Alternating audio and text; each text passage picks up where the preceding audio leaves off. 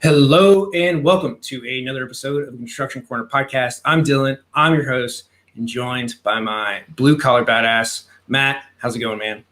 Fantastic, Dylan. I hate talking about the weather in the intro, but I have to bring it up because it is finally like 75 degrees and sunny in Michigan, and it feels like spring today. It's next week looks pretty nice, so I'm hoping that we're over that hump. All right, so I told you we were going to talk about this afterwards, but it has been so nice here lately, and I don't know why, but after my trip to Florida, where it was just like the perfect day, right? I got up at 4 a.m. for no good reason, like 5 hours of sleep. Did all my like morning routine, started work at 6, worked till like 1, got probably a 15-hour day in that 6 hours. You know how deadlines make you like just super productive. Yep. Went out on the boat, I was on the water for the rest of the day.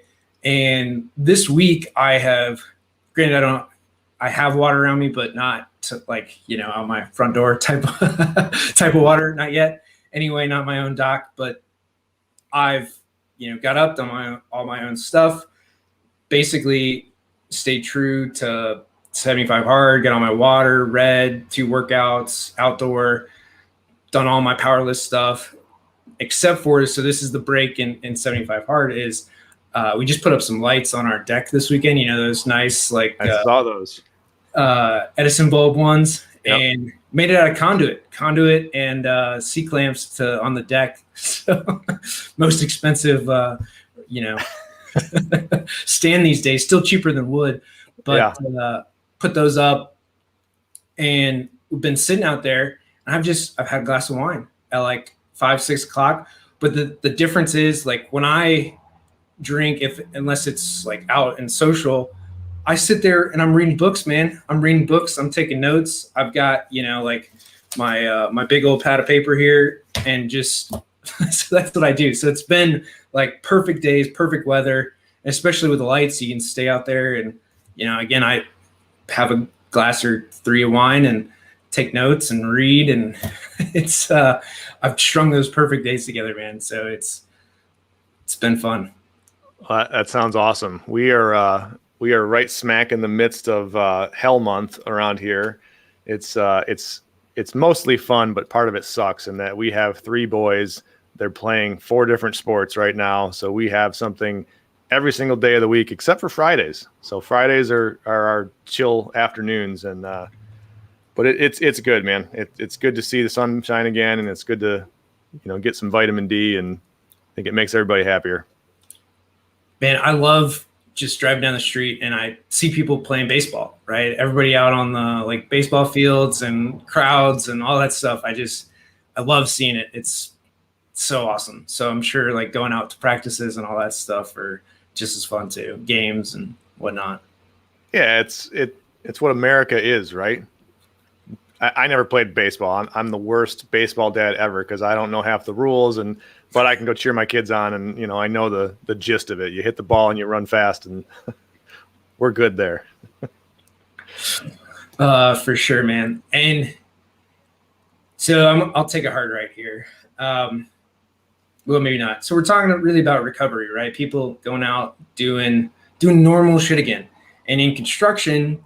Like last year, really in March, April, even into May was weird limbo time, right? We all know this. It was weird limbo.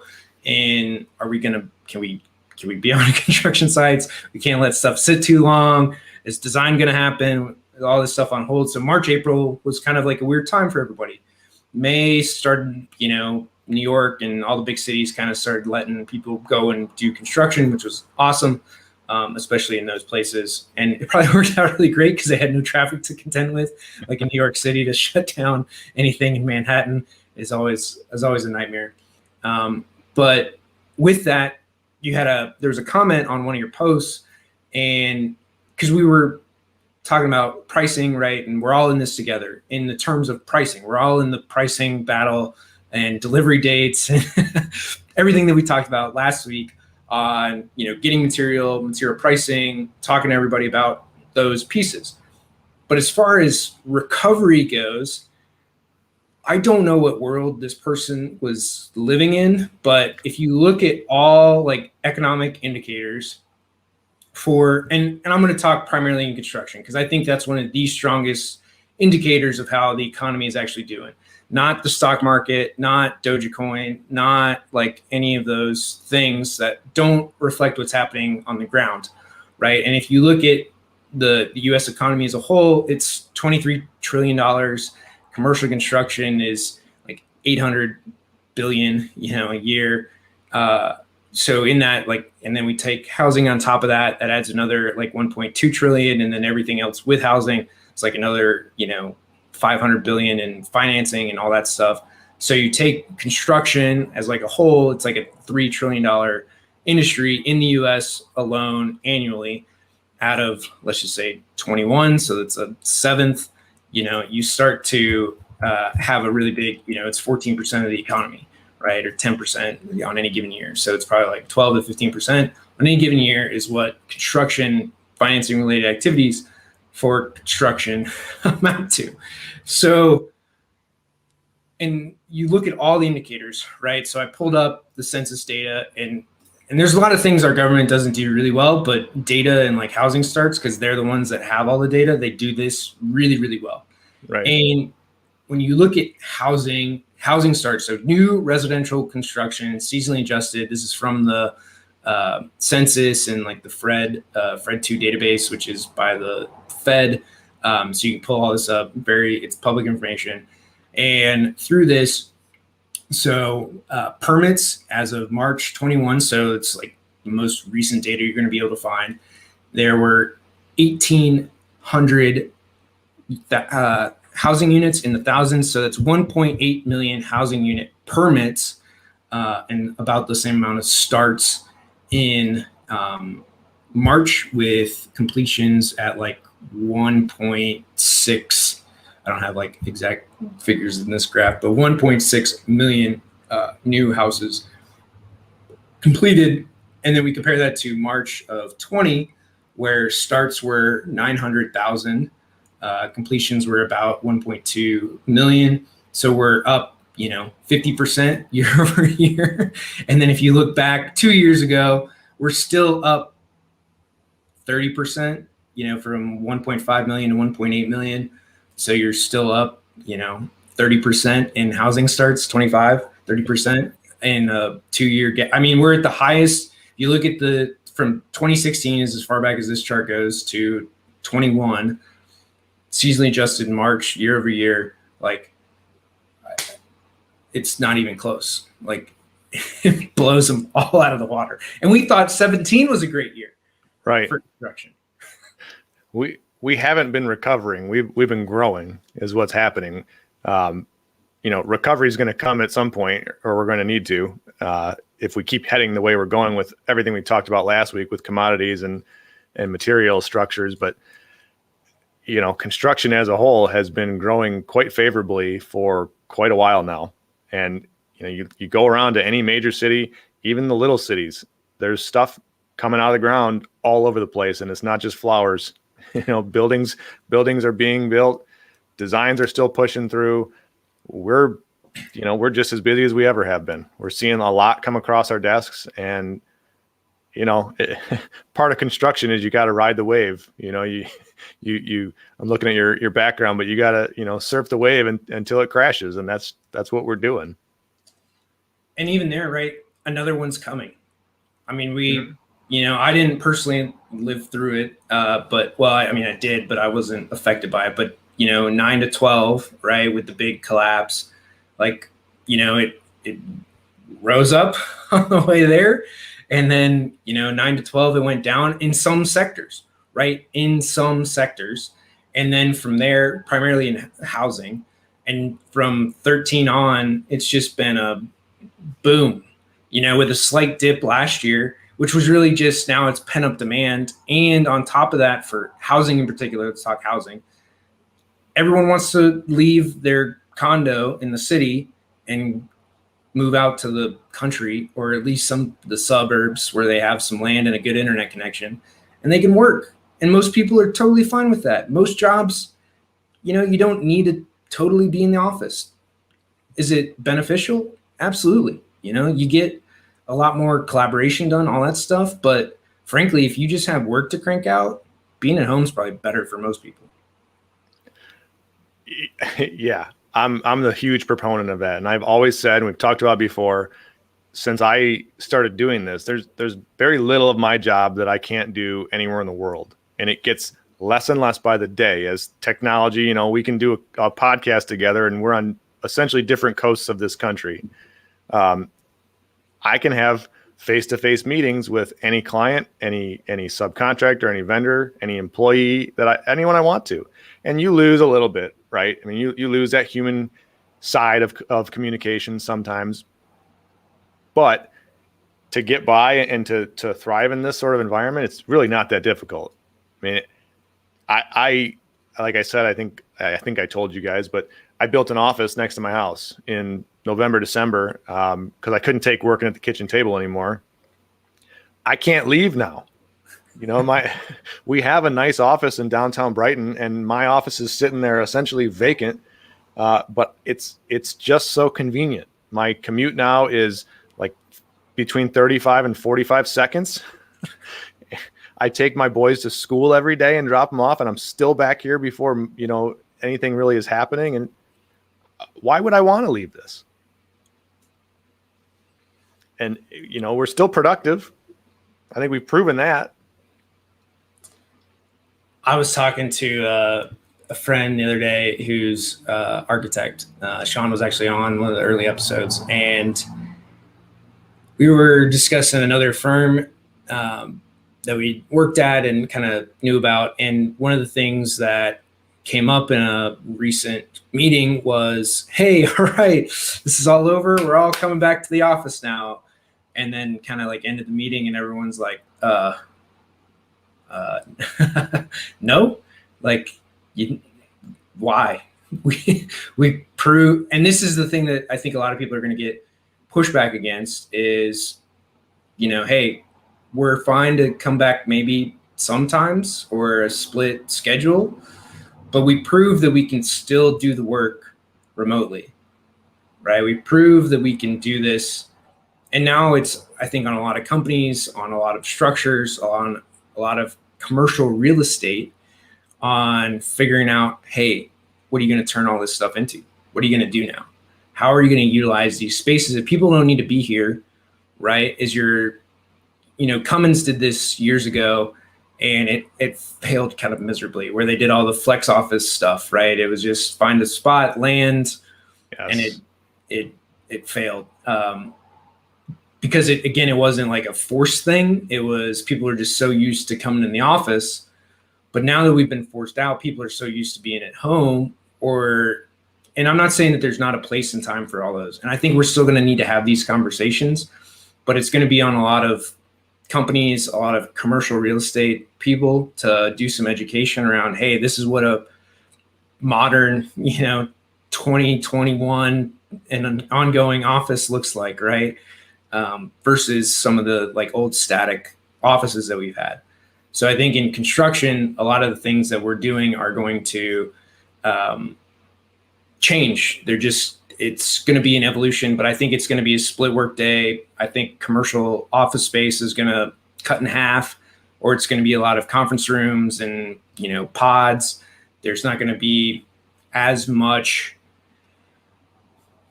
There's just not going to be the need for it, right? It's going to be built out, super unique spaces, all built around like teleconferencing and Zoom rooms and all that kind of stuff. And here's the thing, though, it couldn't come at a better time. And I'm no economist, right? But when steel and lumber start going through the roof, and we don't need to belabor that like I did last week, but when material prices get so high that it's almost prohibitive to build, renovations become really hot commodities, right? They become huge in the construction market because you don't need as much raw material necessarily as you would with the ground up. So we've got the Zoom world and the 2020 reality that we all can work separately, plus this issue with materials. It leads itself to opening up a whole new realm of the industry, and that's in the renovation market. And this is such a good point. I think so often we overlook, right, as come from the MEP side of the world, for general contractor, like how much FF&E and finishes matter, right? Just to go in, rip up carpet, repaint a space, it looks brand new. And it's so cheap to do. It's so easy. And if you did just that for your spaces, how much of a refresh would it give to, something that you maybe been in for 10 years or whatever? It makes a huge difference. And I think we a lot of the time forget that because we're focused on like full new building, full new, systems, or changing out some lights, but I mean, furniture, fixtures, finishes. You can restore that new car smell quite literally overnight in a mid-size office. And that does a lot for everybody's mentality, and for their mindset. It's fresh, it's new, it's exciting. There's a lot to be said for that. Yeah. I mean, so again, recovery, I think we've recovered, right? I don't think there was ever, there was down, but we weren't out, right? It wasn't like you couldn't do anything in construction. Design still went on. We still moved forward through last year. I think as much as people might not have talked about it, it still happened. We still moved forward. And a lot of stuff was still built last year. Mm-hmm. Maybe not opened, but it was built. It was completed. And now a lot of that's moving forward from design, from all that side of things, to we're open, we're operating, let's go. Florida's fully open. They've got no problems. Arizona, a lot of states are just, South Dakota never shut down, right? There's a lot of states still operating now. Where I am in the mountains was fine. A lot of the valley was fine. San Francisco is its own thing, and LA and those areas are their own deal. But for the most part, like I think most of the country still move forward. Design still happened. We're still planning things. And again, for like a hospital, it's a 4-year time frame, right? Right. You gotta start design now if you want it operational by 24. So I think a lot of these things move forward. Recovery, I think, is just, it just irked me so much because we're not, you might be emotionally recovering, but that has no effect to the economy. Well, and I can say this as somebody who absolutely did work through 08, 09, 2010, 2011. That was some miserable shit. And recovering from that was something to be happy about, was something to post about, something to shout from the rooftops. We haven't seen that yet. And I hope we don't, but we're kind of riding that roller coaster up to the peak where we were back then. I'm hopeful that the powers that be get things figured out and we kind of squash this inflation bug that's flying around infecting everything before it gets too bad. But we haven't had anything to recover for in a long time. So, and this is one of the other things that we touched on last week was supply of materials. And I think so around some of this, so for like lumber, putting in more lumber mills is going to be tough. People just don't like logging. So that's a hard piece. It's going to be hard to go and cut more trees out of the forest. Again, logging permits is, it literally has to take an act of Congress to make that happen, so it's not going to. They tried it after a few of the big fires out here to make that happen after 2013 and the Rim Fire in Yellowstone, or not in Yellowstone, in Yosemite.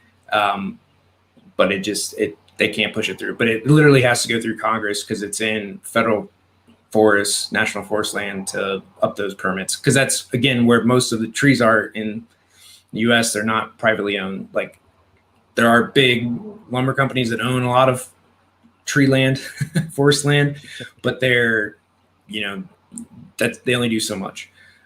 So lumber, I think, is going to be a hard one to increase any production without congressional action. Not going to happen.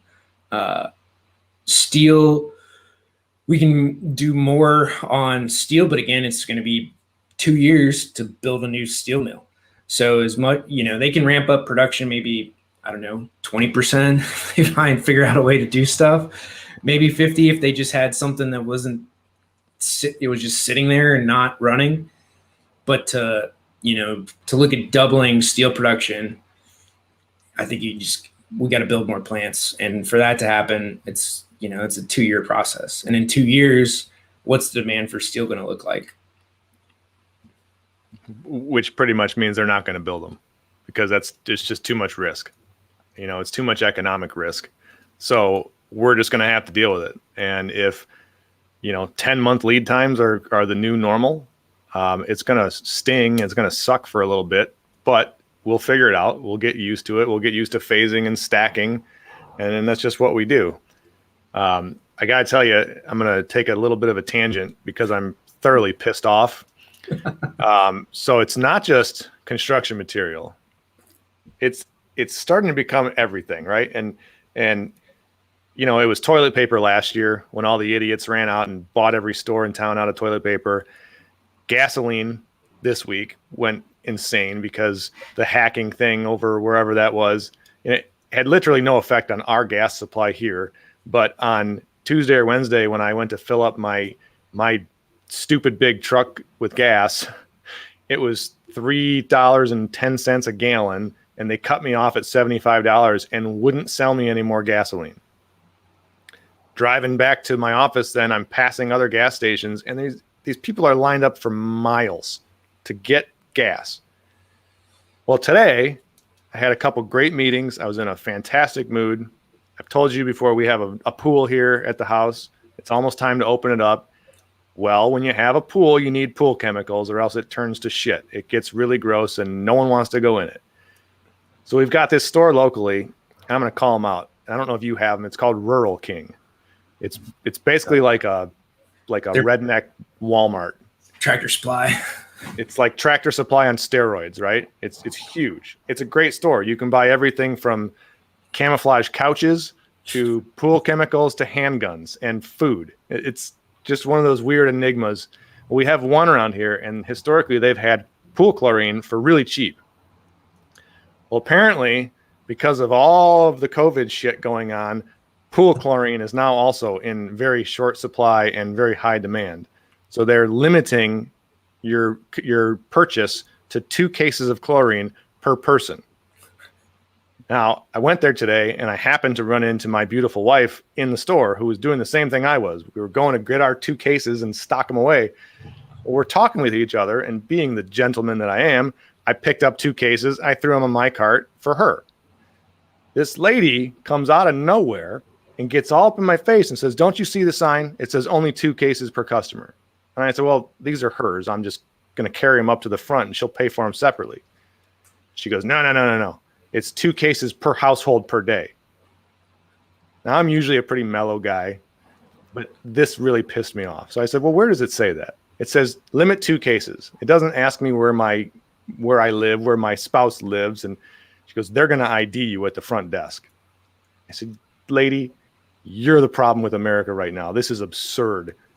We still bought our 4 cases, but regardless, that my rant's over. It didn't have a whole point except for we're artificially making problems for ourselves all across the board, and we're still doing it. We've been doing it since last year. We have to fix this before we can even touch fixing the other markets. Man, there's so much like psychology to unpack in there, because that's really what it is. I've gotten like really deep down the like marketing rabbit hole lately, and really into psychology and how people act, and it helps in so many ways. As much as we want to say that like construction is very cut and dry, man, there are so many emotions to deal with across the board of, think about this. How do you talk to an owner, right? How you talk to an owner and the money man, right, at the end of the day, is very different than the guy, hanging pipe or drywall, right? They have very different concerns, and they're going to care about different things, and not that one is better or worse than the other. It's just they are very different guys. They could still both drink Miller Lite at the end of the day, but they just have very, very different like concerns and where their heads at. And when you look at psychology, and fear is one of the biggest driving factors in a lot of this. It's right. It's fear of missing out, right? Fear of not having gas, fear of not having pool chlorine, which on a side note, I know 2 people who built pools in the last year. Like, and I've never heard of anybody building their own pool. And I got 2 people that built, or three people built pools in the last year. And then on top of that, so you got all this fear of missing out, like, and that inflates all like the housing costs, because now you're going after houses. Talked to another guy this morning who he's like, I've made offers on 3 houses, got none of them. And it's, like, because he's like, we want to sell at the top. And I'm like, well, you're going to buy into the top too. It doesn't help you. So it's like, well, okay, sell, rent, go forward. But it's a lot of fear pieces. And it just hearing that. So I listened to Russell Brunson because his marketing genius is just off the charts. And in that, he started reading a book, Outwitting the Devil, I think is it. It was an unpublished book by Napoleon Hill. And I know I'm going to get on a little tangent here, but I'll bring it back. Is Outwitting the Devil by Napoleon Hill. So it's like an unpublished thing. He wrote it after Think and Grow Rich. But and I'm like halfway through it, is the difference between fear, right? The devil is like fear, all your fear motives, right? Fear of death, of poverty, of, poor health. There's 6. Yep. And all those like fear motives. And then there's like the faith side of it, which is thinking and positive reinforcement, like it's all going to be okay. And just those 2 oppositions. And fear is just so innate in all of us. Like they talk about, like, the devil is the fear side of it, and he controls 98% of all people because they're easily motivated or determined by fear, versus a 2% in faith and positivity. Let's just call it that. So you've got these 2 oppositions, but if you can, this is why, like, for all this stuff, if you can step out, right, take 15, 45, an hour a day, and actually think and be like, take notes. That's why, like, again, I don't listen to music. My pastime, like I told you at the beginning of the show, is drinking wine and taking notes and reading books, like nonfiction books. That's what I do. Like, so in a lot of this, but if you can actually think, you can actually find like the positive ways of doing things, and that, hey, this will actually work out. It resets a lot of things that, again, that we deal with all the time in construction. We deal with problems on a daily basis. But if you can always look to see solutions or options, right? Because it's about the only thing we have these days. I can't necessarily solve the pricing problem, but I can give you, here's your choices, and we can move from there, right? And a lot of that it ends up being psychology. And for a lot of us, that might not be, the manly thing or whatever to say in doing this, but you've got to deal with people. And, with your background in psychology, like it probably comes in more handy and more useful than not in this industry in dealing with the wide range of people. Because again, you're dealing with most people, it's in their fear, right? Except for your owner, who, he's probably got a little bit of fear, but for the most part, they're pretty positive, or they wouldn't make that big of an investment in whatever it is that they're building, right? Whether it's a house, for some people, it's a huge investment at $300,000-400,000. For other owners, right, for $1 million facility, 5, 10, $100 million facility, right? They're pretty optimistic, or at least fairly certain that it's all going to work out. That's all you can do. And the fear mindset, it screws with so much of our existence. It messes with everything you do. The way you interact with people, the way you perform at your job, the way you perform at home, the way you sleep, your metabolism. Until you get your head right, nothing else will ever be right. And the psychology thing, I'll self-deprecate myself on getting a psychology degree and then going into construction, but you're right. It comes in handy, being able to deal and to communicate with everyone. It comes in quite handy to say the least, because along with fears and mindsets, I mean, everyone communicates differently, right? The guys who are first on the job or first day on the job and they're in the bottom of the trench with a shovel communicate very differently than the guy who is paying the invoice and writing a sizable check to pay for his building. And you got to be able to kind of effectively talk with everybody and understand where they're coming from. And I think that's what a lot of people lack, not the psychology degree, because you could get that on through books and movies and YouTube a lot cheaper than I got mine. But it's that commonality of thinking, that commonality of communication, and being able to say what the hell's on your mind without pissing people off, without sounding like an asshole, but also being able to listen and in reverse, right? Hear different people's points of view and be able to process it and take whatever jarbled mess it may be and turn it into something good and that's understandable for everybody. If we all would start doing that a little bit more, I wouldn't be almost ready to scream at the poor girl at Rural King because she's limiting my chlorine purchase. One of the best things I've ever learned, and this was from a marketing guy, was in heated discussions or something where you're trying to get your point across.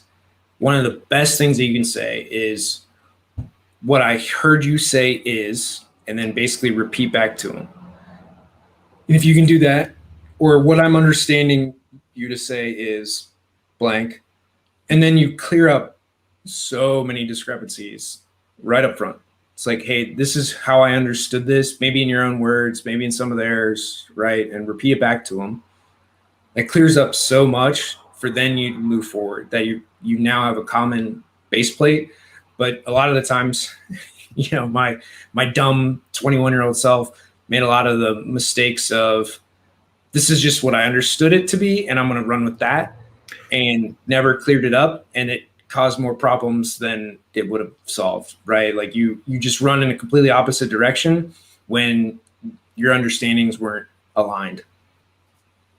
Yeah, it's kind of also like having an effective meeting 101, right? At the end of a meeting, somebody needs to step up and say, okay, so I'm going to do this, this, and this. You're going to do this, this, and this, and we're going to meet on this day to review all of the outputs that we talked about. It's the same idea, right? You can't do that if you don't know what somebody said. And a lot of it's listening.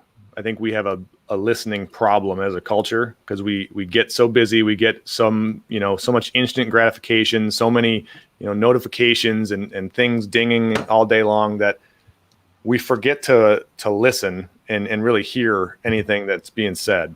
And I'm guilty of it at times when I'm not focused. I could sit and have a conversation with someone and have quite literally no idea what the hell they just told me. It's not a trait I'm proud of, but I try to work my hardest not to do that. And that I think that's what we need to focus on a little bit more. And I think so.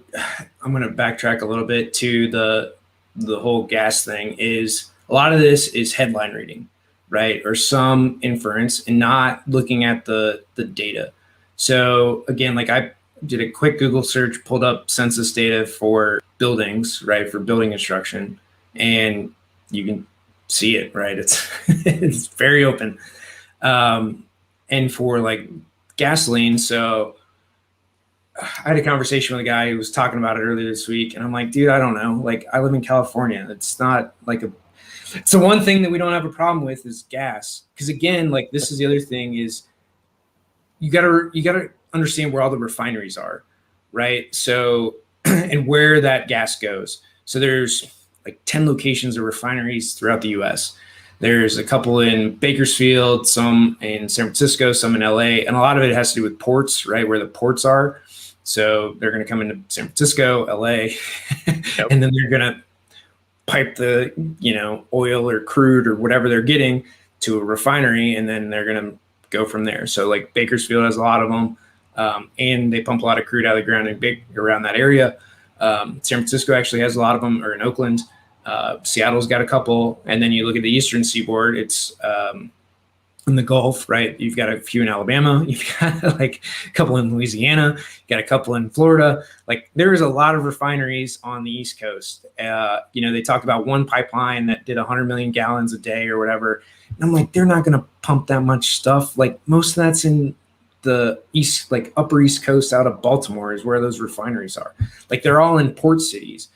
While yes, that pipeline might actually flow, but it's probably crude, not like refined gasoline. You're not going to pipe that. You're going to truck a lot of it.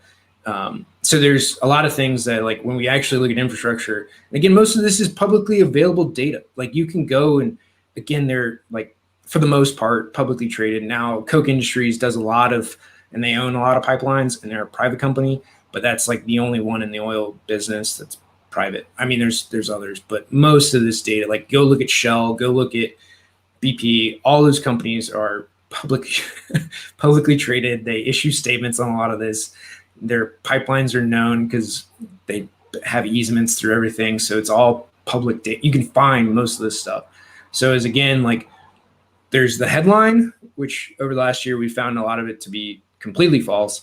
And then there's what's actually true. Did it have a cyber attack? Probably. Did it really affect anything? Who knows? Where's my real-time, flow rate data on this pipeline to see, like nobody has that data. 10 people have access to that data. Right.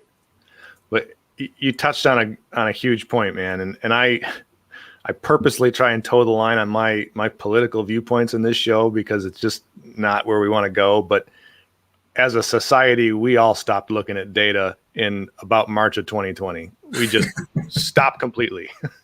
So I agree with you 100%. It's all there. Almost all of the data on almost all of the questions and the things going on. It's all out there for us to consume, for us to look at. And data's great, right? Because it's either yes or no. Either it's black or white. It happened, it didn't. There's not a whole lot of gray area when you're looking objectively for an answer. But when you either don't find your data, or don't look for the data, or you take the data you find and put this massively subjective spin on it, then you can make it say whatever you want to say. But again, I'll just stop with that, and I won't go too far down that rabbit hole because we may never make it out. Well, so one thing that I do want to hammer on in this is, so let's look at construction. Let's look at actual construction and actual data, right? And far too often, I mean, this is across the board, design, construction, everybody. So design, how do you know that your thing actually worked, right? There's no feedback mechanism, right? That the conference room you built or the HVAC system. This was the beautiful thing about WeWork, and they screwed a lot of that up for other things. But like they had data feedback mechanisms to figure out like conference room layouts, what works. They got feedback. How many do we need? Do we overschedule? For all their flex space. That was the beautiful thing about WeWork. They did a lot of other dumb stuff that they should not have been in at all. But that, core base that they started with was fantastic. But you take that, so that's design. Like we have no feedback on any building, and no architect ever wants to call on a client and see how it's going because there might be a problem, which is, we've addressed plenty on this show. You should do that. But the other thing is same in construction, right? Like this is how I think did it last time, right? 6 months ago when we put another one of these up, right? There's no feedback. There's no tracking of like, did it actually cost this, right? What were the change order? You had change orders through the job, but did you feed that data back into your estimating tool to see, hey, are we pricing this accurately? And granted, it's probably a year lag, but that's the only data you have, and you're not using it effectively on your projects. So it's a pain in the ass. But would you rather still have a company or go through a little bit of work? I know we're not like it's construction. We work like we're not opposed to the work, and it's different type of work. But if you can track all this stuff and then feed it back into the mechanism to then okay. Hey, we priced this thing at $1, right? It should have been $3. adjust, right? Update the spreadsheet and then let that flow through until the next time, right? What do we do wrong? And so often nobody feeds any data back. And just like the stat of, it's $125 a foot to design for electrical, right? Nobody knows that number. So a couple weeks ago, I don't know when it was, we talked about software and estimating software in particular. I haven't bought it yet. And frankly, to the vendor who keeps calling me, I will end up buying it from you. Your constant calling me won't make it any faster. But that's one of the beauties of that product is once I get it up and running, I can take that data and dump it on the front side, and it makes everything we do so much more efficient. And then the next time you do it again and you do it again. And once you build those processes into your normal workflow, it becomes less burdensome because it just becomes, that's what we do, and instead of finishing a project and running into the next one, now you just quickly collect this data and data that you've been tracking now all the way through the project because it's important. You dump it into the software at the front end and your next estimate is even better. And it's just this continuous loop until finally you're really, really working at a highly efficient level and you're not wasting time and energy on the little stuff that shouldn't have been missed. You have time to focus on the bigger issues at hand. And I mean, for estimates in general, right? And again, across the board, because design is just as bad at estimating their time as construction is. And the more that you can feed back into that beast, into that mechanism, the more accurately you're going to do it. Can you accept a 5% fee on this building? Can you actually do it for that? You don't know. You just, sure, we'll do it, right? But you have no idea. And so and then it gives you real data. But again, far too often, even as engineers, we're not making objective decisions. It's just like, well, this is what we do. We just take it and move on. You don't have to, but you have to know your numbers in order to make a actual determination of, can you do it for this? Yeah. And I think today in our conversation, we've kind of brought out the highlights of our last 4, maybe 5 shows.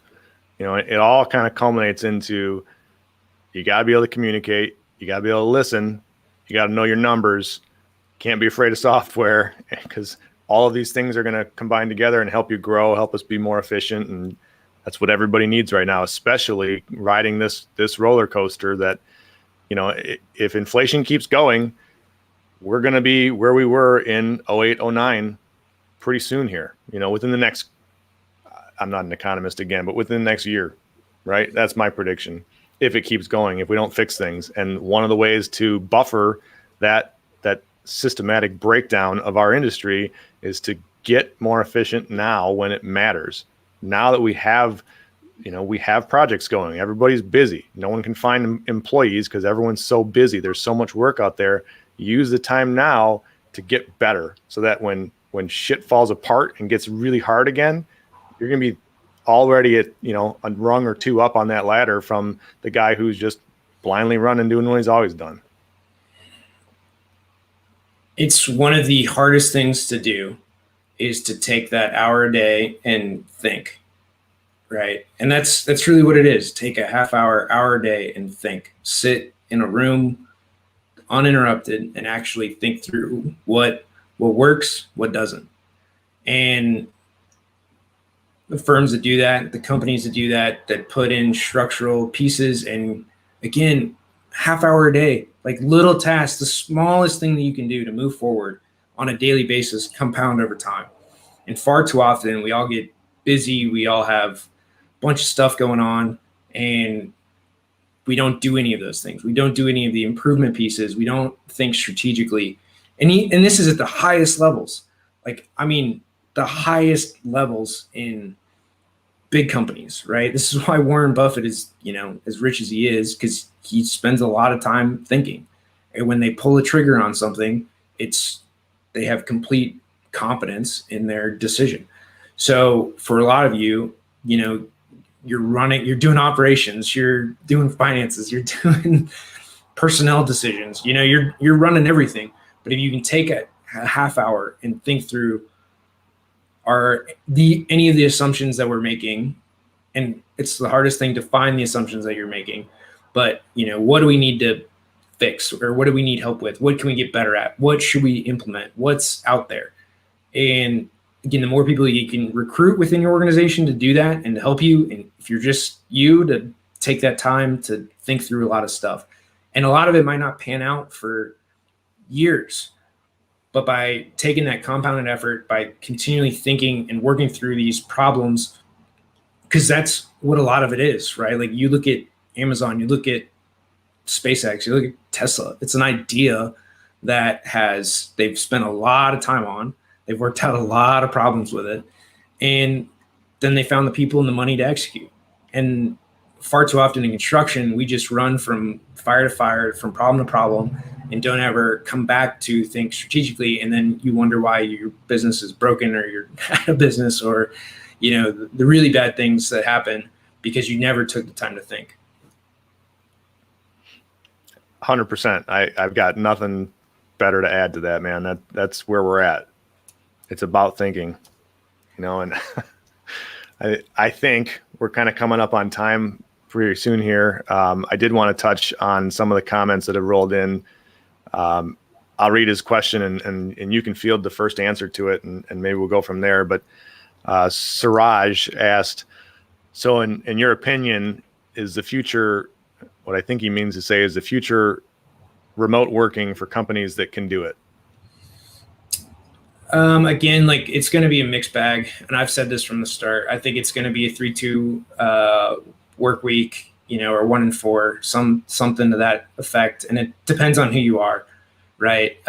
Executives, frankly, don't need to be, depending on what you're running, probably don't need to be in the office as much. You need for anybody that's working on like group stuff, and not to say that you can't do it, but there's going to be for sure, board meetings are going to be in person.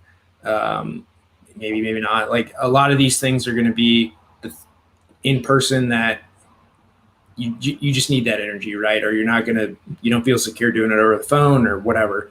So there's going to be a lot of those things that are going to still be in person, and that's just the way it is. To get things done, like offsites are always in person, right? Like, those types of things are always going to be in person. I think now you can do a lot of design meetings like this, and that's fine. It's probably, for time's sake, it's works for everybody. And I think there's going to be a split for like design review meetings moving forward.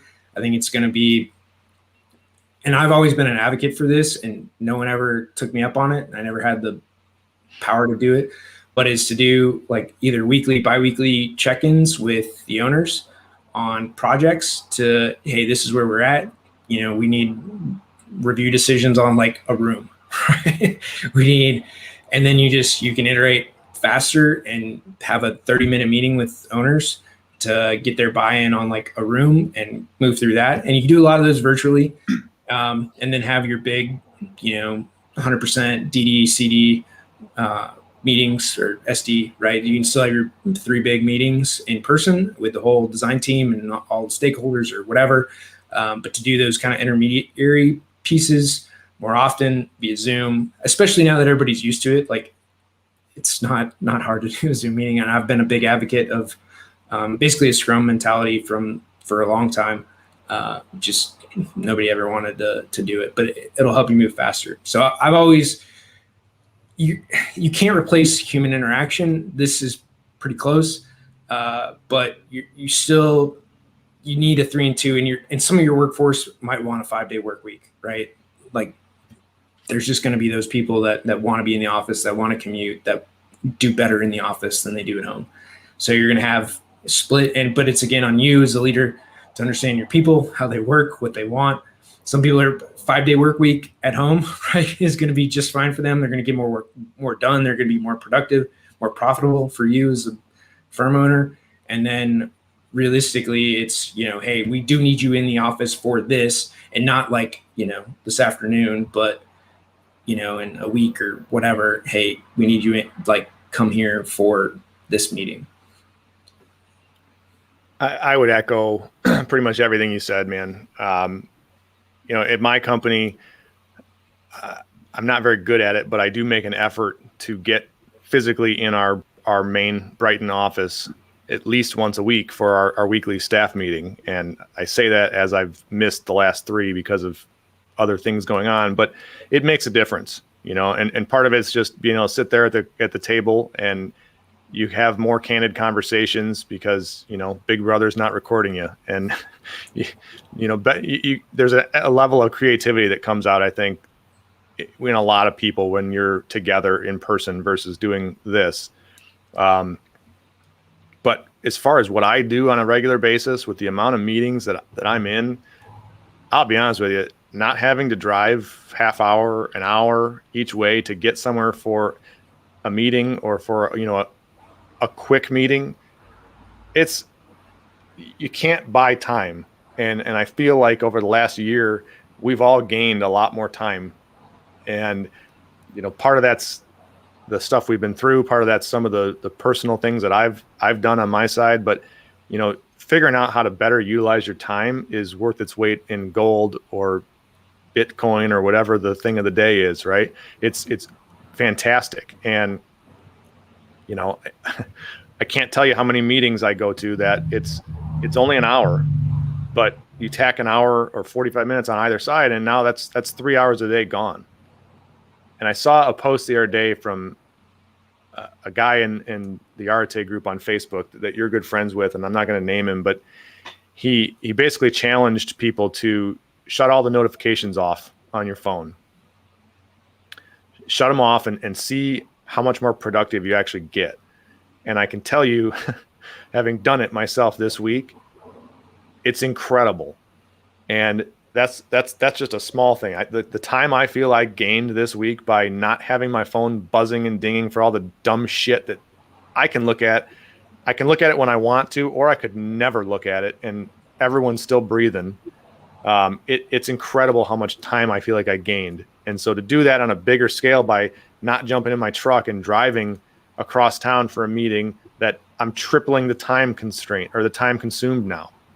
To be able to sit here or wherever and do that and still be productive, I think it's worth its weight in gold. I don't think offices go away at all. I think it's going to be some sort of version of what you mentioned, some days on, some days off.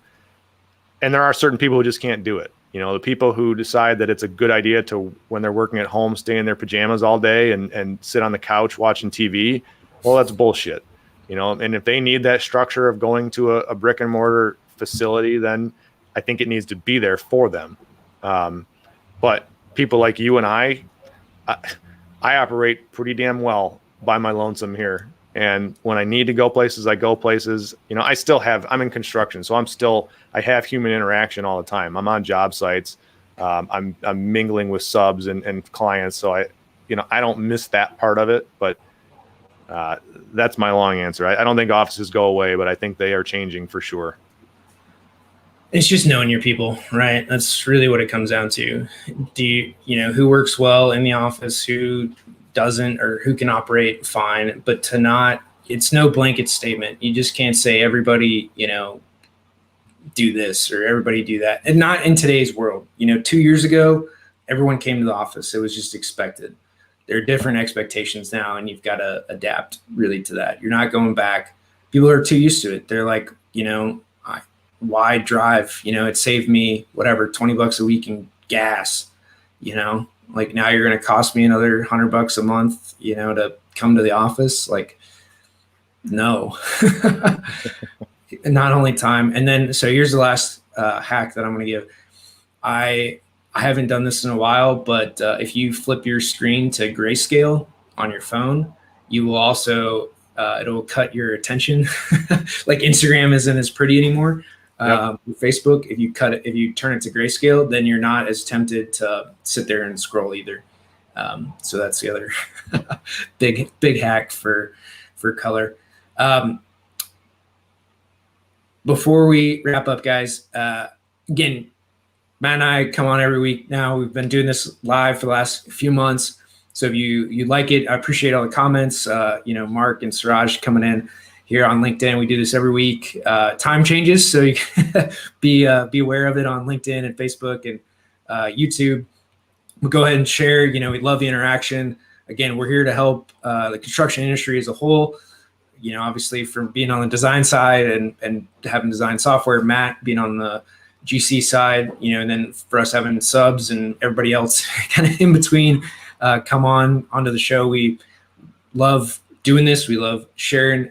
But also, guys, we want this word to spread about how great construction is, what we can all do to get better. So share with your trade partners, your vendors, everybody across the industry, because I think there is a lot to be learned here for construction, and that will continue to move forward. So any last words here, Matt? I'm just going to echo that.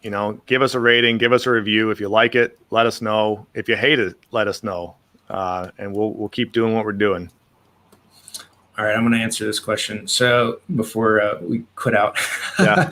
Suraj had a question on office design to focus on data center to support remote. I think so. The two things in that: one, there's going to be a lot of infrastructure projects to come through in fiber and just communications in general. So if you're in IT, there's going to be a lot of trenches opened up and put in to get fiber in the buildings. So that's really the IT infrastructure will need to get bulked up. That means probably for a lot of office buildings for cabling to be completely replaced from old like Cat 4, Cat 5 coax. That's in a lot of buildings for all that to get ripped out, which can mean a lot of things depending on where it is to redo that infrastructure. And then as far as data centers, there's a lot of data centers being built and they never stopped getting put up. So everybody's putting a lot of stuff in the cloud from everybody working. Just so take construction, BIM 360 and Autodesk Push. I mean, they're doing 200 or 300 million right now on their cloud side for Autodesk Construction Cloud. And, they're looking for that to be $1 billion piece of their pie in the next, 3 to 5 years. So, and that's everybody going and getting BIM 360 licenses, which we've seen a huge explosion of in the last year. So a lot of this, you're going to see a huge push for, not only remote work and this has been the trend for a while, right? To have virtual desktops and a lot of that to where you don't have even a desktop in the office. So all that compute got pushed to a data center, and then you just need a strong internet connection.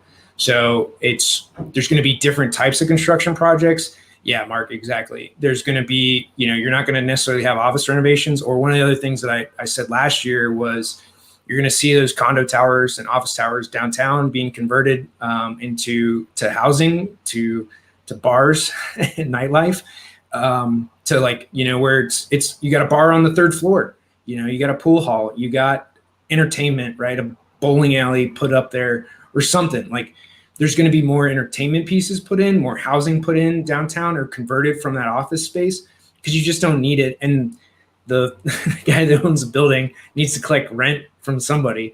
So they don't care where it comes from, but you're going to see those types of projects, I think, come through. So it's, if you work with building owners for like downtown office buildings, for these types of commercial developments, and mixed use in a very different capacity, right? Yep. Mixed use in entertainment, not just restaurants and like housing, but entertainment, and not just on the ground floor. Think of it as, it's floor 5, right? Or 3 or whatever. Be creative in that if you're working with developers. I'd love, think of how cool that would be, right? Like you're gonna see all that stuff. I mean, people love going and doing things, and like axe throwing, right? Like that's a big thing now. So if you can add those types of things into a project, into what used to be an office is now an axe throwing center. Okay, like people are still going to show up, right? You still have 8-foot ceilings; it's totally fine. So I think there's just going to be a lot more creativity when it comes to a lot of these downtown locations.